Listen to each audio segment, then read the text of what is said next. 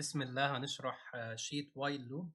وايل لوب من اسمها كده لوب يعني حلقة تكرارية بتقعد تتكرر لحد ما لحد ما شرط معين يتنفذ يعني ممكن نقول وايل طول ما الاي بتاعتي طول ما الاي اقل من مثلا اقل من 1000 اقل من او تساوي اقل من او بتساوي 1000 نقطتين فوق بعض. في الحالة دي تطبع لي مثلا كلمة هلو سفنكس طول ما الاي اقل من 1000. طبعا السطر ده فيه خطأ ان انت بتقول له طول ما الاي اقل من او بتساوي ال1000. هي فين الاي اصلا؟ لازم تيجي فوق هنا وتقول له الاي في الاول خالص بتساوي 1، وتيجي هنا وتقول له كل مرة تطبع فيها زود الاي 1. يعني ايه زود الاي 1؟ يعني اي الجديدة بتساوي اي القديمة زائد 1. وتعالى نشغل كده، بس طبعا لازم اخلي المين هنا current واجي هنا اشغل الكود بتاعي. الاقي طبع كلمة هلو سفنكس كام مرة؟ طبعها 1000 مرة. طيب انت كده بتطبع هلو سفنكس، انا عايزك تطبع الاي كمان، عايزك تطبع الاي العداد يعني. فهتقول له تطبع لي الاي زائد تطبع لي برنت الاي زائد هلو سفنكس. بس ده مش هيشتغل لان الاي ده رقم وده string str، فلازم اجي هنا اقول له str الاي واعمل رن. الاقيه طبعها لي 1000 مره، بس طبع لي جنبيها 1000 هلو وورلد. لو عايز تسيب مسافه بين الرقم ممكن تيجي قبل حرف الاتش وتعمل تعمل مسافه بحيث يكون في مسافه ما بين الرقم وما بين كلمه هلو وورلد. وخليني اشغل تاني كده. لو انا جيت هنا قلت له اطبع لي وليكن عايز اطبع اسمي، وليكن انج، اي اسم بقى، انج احمد مثلا، واحد اسمه احمد. وخليني اشغل هنا، فالاقيه بيعمل الاقيه بيطبع، كبر كده سنه، بيطبع الرقم وهلو سفنكس وتحتها يطبع انج احمد، يطبع الرقم ويطبع تحتها انج احمد، عمال بينفذهم. السطور دي كلها اتنفذت 1000 مرة. هتفضل تتنفذ لحد ما الشرط اللي هنا يتلغي، لحد ما الاي تعدي ال1000 تبقى اكتر من 1000. فلما تكون 1001، هل ال1001 اقل من ال1000؟ لا، فهيوقف تنفيذ. لو انا جيت هنا ومسحت المسافة اللي قبل انج احمد كده، السطر ده مش جوه الوايل، مش جوه التكرار، فكده دول بس اللي هيتكرروا. هيكرر السطرين دول 1000 مرة. أول ما يخلص هينزل وينفذ السطر اللي تحت خالص اللي هو برنت مين؟ إنج أحمد، فهيتنفذ مرة واحدة بس. لو جيت شغلت من هنا هلاقيه طبع لي 1000 مرة، وفي الآخر خالص عمل بقى؟ طبع لك كلمة إنج أحمد مرة واحدة بعد ما خلص. يبقى الحاجات اللي جوه وايل بيكون أي حاجة جوه الأمر بتكون قبليها مسافة. لو أنا هنا مثلا قلت له، بس خليني أمسح السطر ده، وقلت له وامسح السطر ده، قلت له وايل ترو. يعني ايه وايل ترو؟ يعني مفيش حاجه اسمها اي خلاص دلوقتي. امسح كده، امسح السطر ده. وايل ترو طبع لي كلمه هلو سفنكس، يبقى هو هيقعد يطبع هلو سفنكس طول حياته. ليه بقى؟ الشرط اللي هنا ده يا اما يا اما لا، يا اما ترو فيقعد ينفذ، يا اما فولس فما ينفذش. الشرط دايما ترو، انت بتقول له وايل ترو على طول نفذ، على طول الشرط متحقق، ترو يعني صح. فلو انا شغلت هيقعد يطبع كلمة هلو سفنكس طول حياته ومش هيوقف طباعة خالص، لأن مفيش حاجة كسرت الشرط ده. طب لو أنا عايزه يطلع بره يوقف، أنا ممكن أقول له بريك. لو قلت له بريك كده هيوقف الوايل. تعال نشغل تاني كده، تعال نرن مرة واحدة. طبعها مرة واحدة، نزل لقى بريك. أمر بريك ده بيطلعه بره الوايل، فخلاص هو نفذها مرة وقلت له بريك وقف الحلقة. طبعا لو في اي حاجه تحت وايل هتتنفذ دلوقتي. خليني اشيل لك امر بريك واحط هنا برنت، حط احمد. في الحاله دي السطر ده مستحيل يتنفذ لان انت قلت له وايل ترو.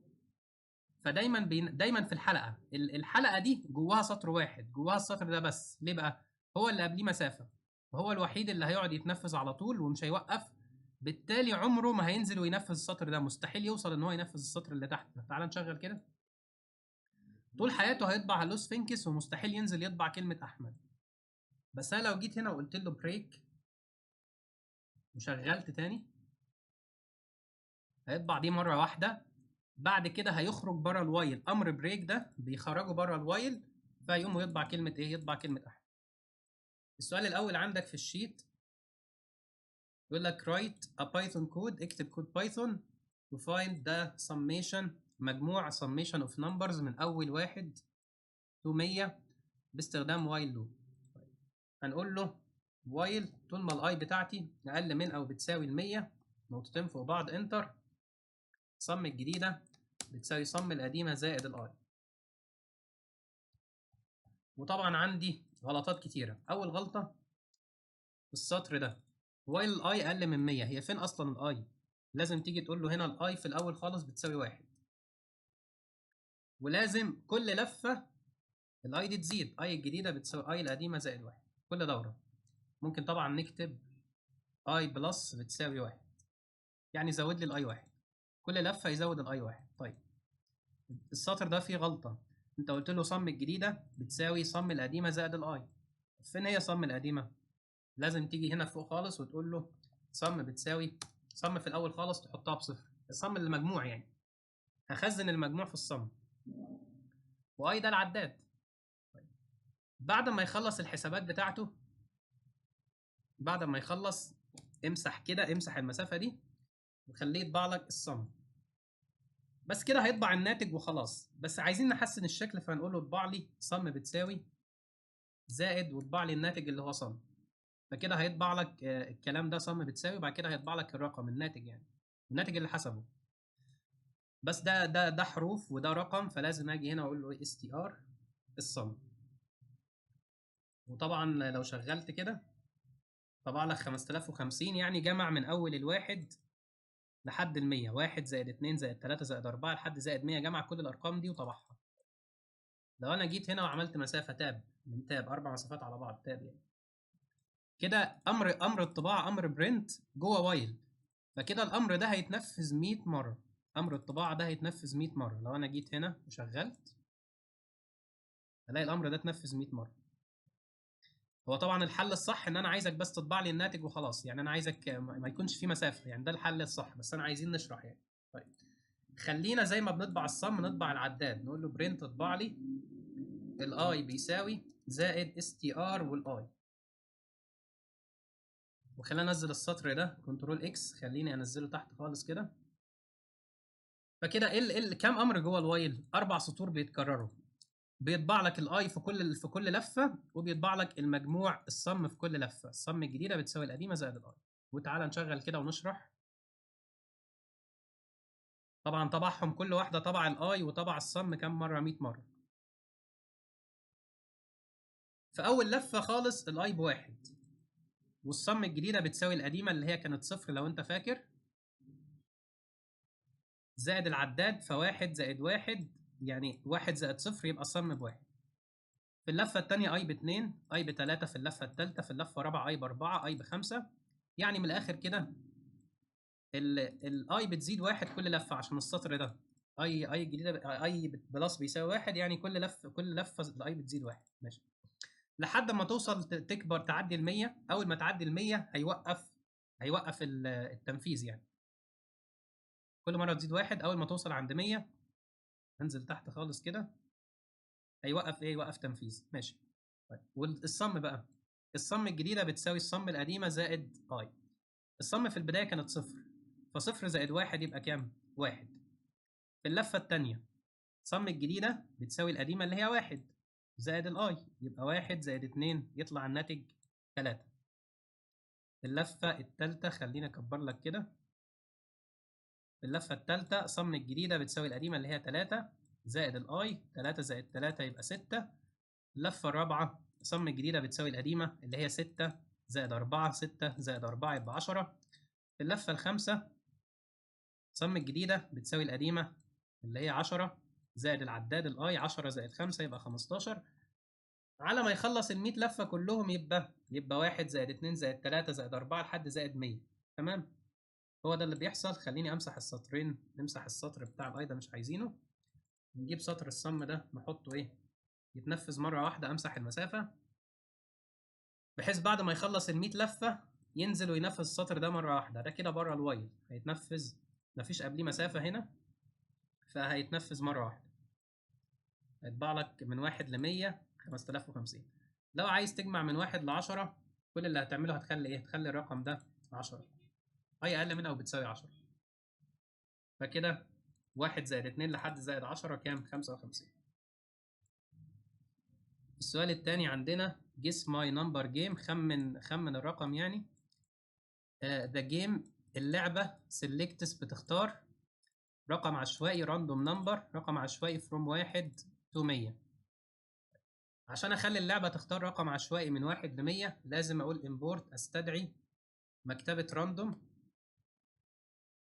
وتعالى نقول مثلا الاكس بتساوي اسم المكتبة random دوت راند انت، اختار لي رقم عشوائي من اول الواحد كوما لحد ال100 بس.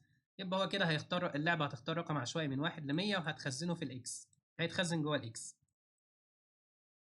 تعال نكمل قراءة.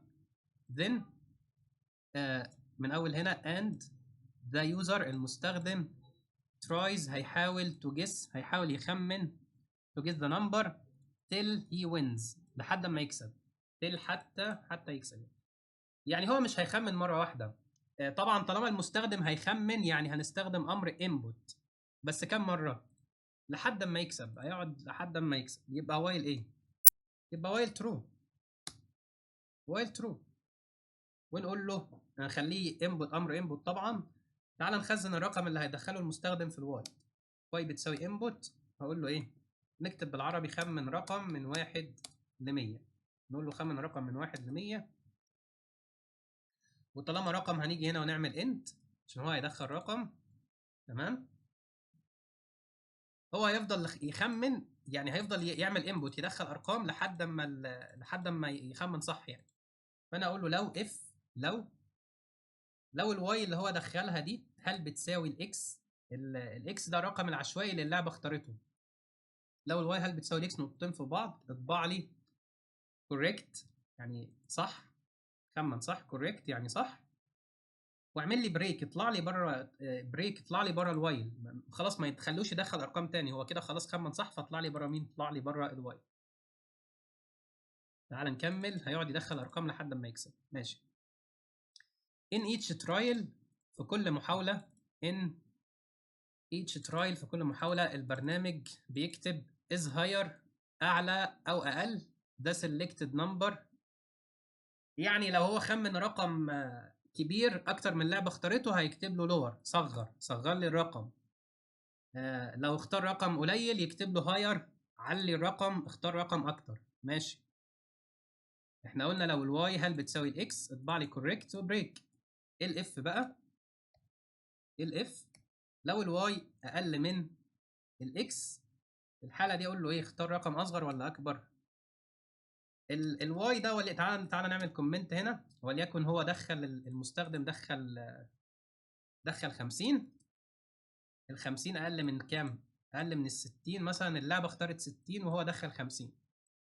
فاقول له هنا ايه؟ اختار رقم اكبر يعني هاير. ولو عايز تكتبها عربي هتقول له اختار رقم اكبر، يعني اختار رقم اكبر، اكتبها عربي وانجليزي اهو، اختار رقم اكبر او هاير يعني. طالما عملت اف وعملت إلس، الرقم اللي دخله المستخدم لو بيساوي الرقم اللي اللعبه اختارته العشوائي هيطبع له كوريكت وهيوقف. لو اقل هيطبع له اختار رقم اكبر. إلس بقى طالما في اف وال اف يبقى تعمل إلس، يبقى اختار رقم ايه بقى؟ print اختار، هو عربي اهو، اختار رقم اصغر. ماشي. وتعالى نشغل الكود بتاعنا، نرن كده من فوق، خلينا نكبر كده. بيقول لي خمن رقم من 1 ل 100، تعالى ندخل 50 وندوس انتر. قال لي اختار رقم اصغر، تعالى ندخل 40 وندوس انتر. قال لي اختار رقم اصغر، تعالى ندخل 30. قال لي اختار رقم اكبر من 30، تعالى ندخل 31. قال لي كوريكت. خلاص ومش هينفع ادخل تاني، طبع لي كوريكت وعمل بريك طلعني من الكود. احنا كده خلاص خلصنا السؤال بتاعنا. بس تعالى نصعب السؤال سنة. فلنفترض في السؤال بتاعك قال لك اطبع لي عدد المحاولات. تعال نسمي زت بتساوي المحاولات، زت بتساوي 0 او زت بتساوي 1 مثلا. المحاولات 1 ولا نبدأ من 0؟ المحاولات في الأول خالص 0 0 z بتساوي 0 ماشي. كل مرة المستخدم يدخل فيها يعمل input، كل مرة يدخل رقم الزت تزيد، زت الجديدة بتساوي زت القديمة زائد 1. ده يحصل امتى؟ كل مرة المستخدم يعمل input يدخل رقم جديد، الزت اللي هي عدد المحاولات هتزيد 1 بس. هنا لو الواي بتساوي الاكس هيطبع كوريكت، وهيطبع كمان الترايز المحاولات بيساوي زائد str والزت. هنا هيطبع اختار رقم اكبر، وكمان تعال ناخد السطر ده كوبي ونقول له بيست، هيطبع اختار رقم اكبر وهيطبع المحاولات بتساوي، وهنا برضو هيعمل حاجتين، يعني هيطبع له اختار رقم اكبر وهيطبع له كمان ايه المحاولات بتساوي والعدد، عدد المحاولات يعني. تعال نشغل كده، خمن رقم من 1 ل100، تعال نكتب 50. يقول لي اختار رقم اكبر وطبع لي المحاولات الترايز المحاولات بتساوي 1. اكبر من 50 تعال نختار 60. المحاولات 2 بيقول لي اختار رقم اكبر، تعال نختار 70. قال لي اختار رقم اصغر وقال لي المحاولات 3، تعال نختار 69.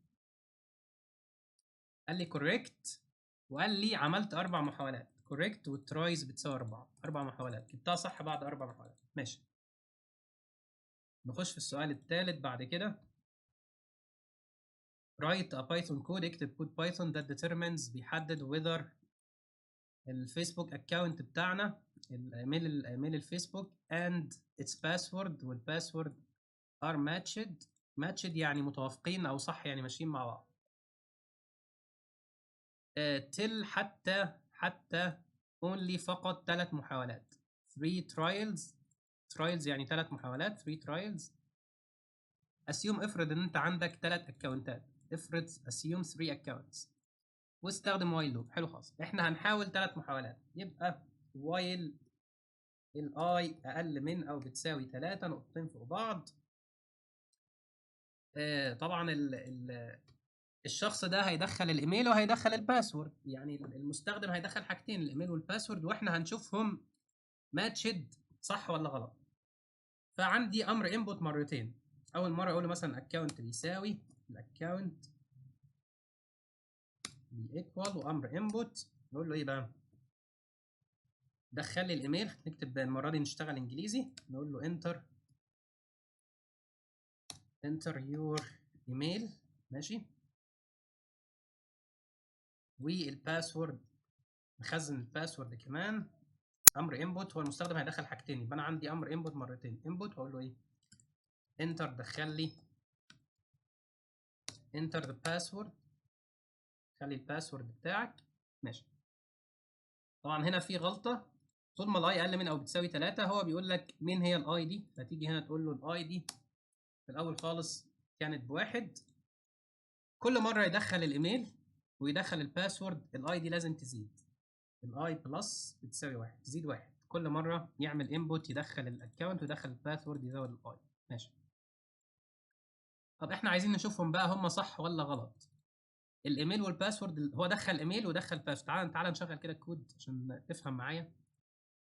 يقول لك دخل الايميل، تعال ندخل مثلا احمد @gmail وندوس انتر. اللي انا دخلته ده هيتخزن في اكونت.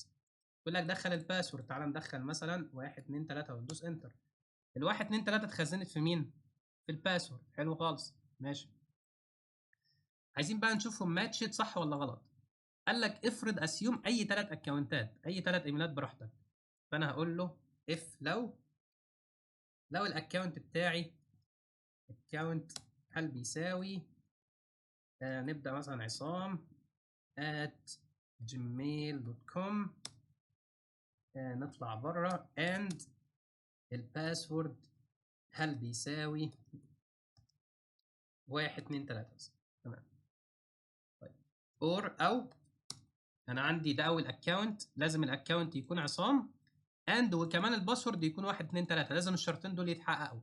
او ايه بقى، او الاكونت هل بيساوي احمد 12 @gmail.com and الباسورد وكمان الباسورد بتاع احمد مثلا هل بيساوي باسورد احمد وليكن WDSA او الاكونت هل بيساوي وليكن محمد @gmail.com.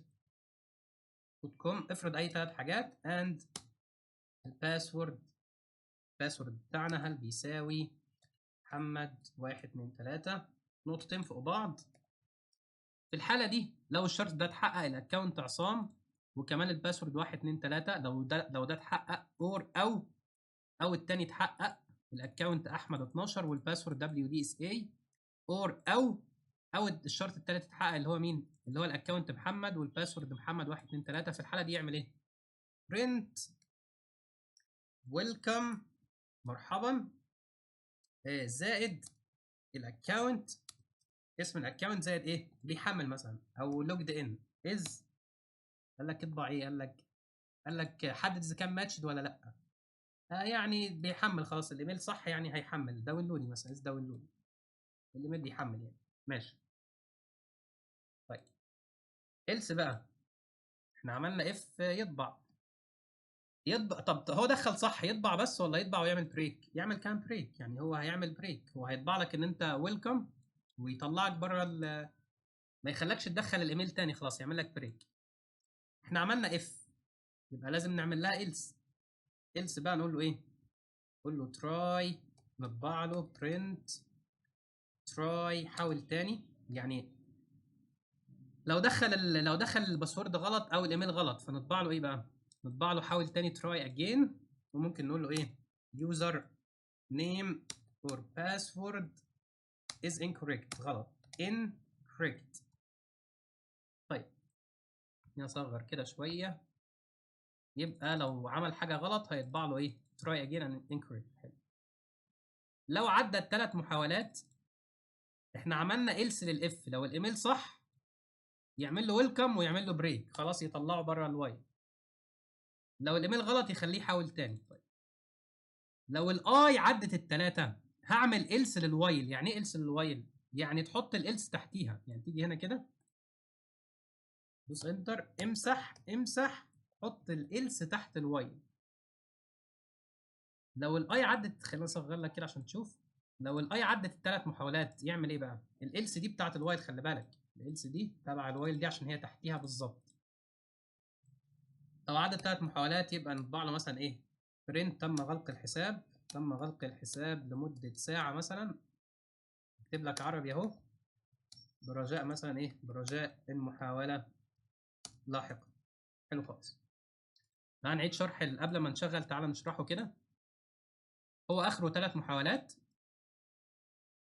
بيدخل الاكونت بيدخل الباسورد كل مرة يحاول يدخلهم بيزيد الاي 1. اول ما ال3 محاولات يخلصوا هينفذ امر ده الإلس بتاعت الوايل وهيطبع له ايه؟ تم غلق الحساب. طيب كل مره بيدخل فيها الاكونت والباسورد ويزود العداد 1 بيعمل ايه بقى؟ بيشوف اف لو الاكونت عصام والباسورد بتاعك 1 2 3 تمام هيطبع لك ويلكم وهيطبع لك الاكونت بتاعك بيحمل وهيطلعك بره الوايل يعني. او لو الاكونت احمد والباسورد WDSA برضه هيطبع لك ويلكم وهيطبع الاكونت وهيطبع از داونلودنج او تالت شرط قال لو الاكونت محمد والباسورد محمد 1 2 3 برضه هيطبع ويلكم وهيطبع الاكونت وهيطبع از داونلودنج وهيعمل ايه؟ هيعمل بريك. لو غلطت في اي واحده من ال3 دول إلس بقى هيطبع لك ايه؟ حاول تاني تراي اجين حاول تاني اليوزر نيم او الباسورد غلط. ماشي تعال نشغل كده وتعالى ندخل الايميل. انا بس هعمل تعديل كده هجيب هنا الباد نقطتين فوق بعض مسافه وقف واشغل تاني. تعال ندخل الايميل نغش الايميل ده ناخده كوبي كده عصام. طبعا الاي لازم تكون كابيتال لازم كل حاجه بالظبط عصام وندوس انتر. ادي الايميل الباسورد تعال ندخل مين 1 2 3 تعال نكتبها 1 2 3 ندوس انتر. قال لك ايه؟ ويلكم عصام وقال لك از داونلودنج بس دوت كوم لازقه في از. تعال نيجي قبل از هنا ونعمل مسافه قبل از هنا ونعمل ايه؟ نعمل مسافه هنا عشان از ما تبقاش لازقه في تعال نشغل كده تاني. تعال ندخل الايميل التاني وتعالى ندخل الباسورد بتاعه. تعالى ندوس انتر. ماشي، قال لك ويلكم احمد 12. قال لك از داونلودنج. تعالى نشغل تاني. تعالى بقى ندخل ايميل غلط. احمد بس. ندخل باسورد، اي باسورد من اللي معانا. قال لك حاول تاني، اليوزر نيم اور الباسورد از انكوريكت، غلط. تعالى ندخله غلط تاني، اي كلام بقى، اي باسورد واي حاجه غلط. المره الثالثه تعالى ندخله غلط مره ثالثه. سؤال لك ايه بقى؟ قال لك تم غلق الحساب لمده ساعه، وبرجاء طبعا طبع لك تراي اجين، وقال لك برضو تم غلق الحساب لمده ساعه برجاء المحاوله لاحقا، وخلاص مش هينفع تحاول تاني، مش هينفع تدخل تاني. هو ده بالظبط اللي احنا عايزينه. السؤال الرابع بعد كده، write a Python code that determines، بيحدد whether a Facebook account and its password are matched. هي الايميل والباسورد matched، يعني متوافقين، حتى till he successfully logs in، لحد ما يخش بنجاح. لا كده مختلفة بقى. المرة اللي فاتت قال لك ايه؟ قال لك حتى till only 3 محاولات بس. هنا قال لك ايه بقى؟ قال لك لحد ما يكتبهم صح، ما حددلكش عدد معين من المحاولات. قال لك اسيوم، افرض 3 اكونتات، افرض 3 اكونتات واستخدم وايل لوب. ماشي. هنا بقى ما حددش عدد معين، يحاول براحته. خلاص مش محتاجين نكتب الكود تاني، احنا هناخده كوبي كده ونعدل عليه. ناخده كوبي كده خلاص، كنترول سي، ونيجي هنا نعمل له كنترول في. ماشي. هنمسح الاي دي، وهنمسح الاي اللي هنا، وهنمسح الاي لما بتزيد 1، وهنقول له وايل ترو. وايل ترو بقى يقعد يدخل الاكونت ويدخل الباسورد طول حياته. اول ما يدخلهم صح هيعمل ايه بقى؟ هيعمل بريك، هيطلعه بره الوايل. السطر ده خلاص كده تم غلق الحساب، ده مفيش خلاص كده. بس يبقى هو الكود ده، الكود اسهل. هو وايل ترو، هيقعد يحاول. اول ما الايميل يكون صح والباسورد يكون صح، هيطبع له ويلكم. لو هيطبع له كلمه ويلكم والاكونت وداونلودنج، ويعمل له بريك، يطلعه بره من الوايل. تعال نشغل كده. تعال ندخل اي ايميل غلط، ندخل اي باسورد غلط، اي حاجه.